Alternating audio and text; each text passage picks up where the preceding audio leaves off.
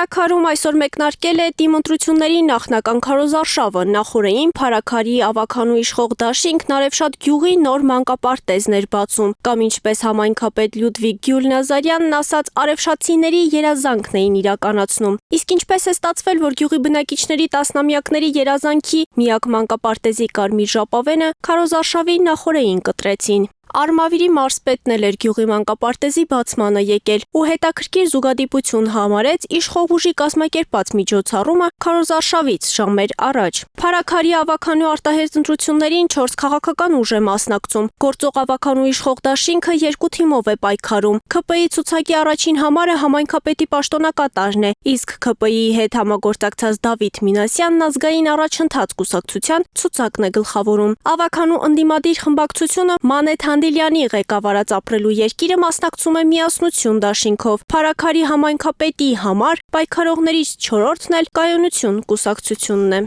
2021-ի ընտրություններում այստեղ ամենաշատ ձայնը ստացել էր Ապրելու երկիր կուսակցությունը։ Նիկոլ Փաշինյանի թիմը բավարար ձայներ չէր հավաքել, միացավ Դավիթ Մինասյան դաշինքին, որոշեցին հերթով կառավարել։ 1.5 տարի Մինասյանը ղեկավարեց, ապա աթոռը փոխանցեց իշխանական Լյուդվիգ Գյուլնազարյանին, որի ղեկավարումը տևեց 5 ամիս։ 2 թեկնածուն էլ պաշտոնից հեռացան քրեական գործերով։ Մարինե Դվոյան, Եվրոմեդիա 24։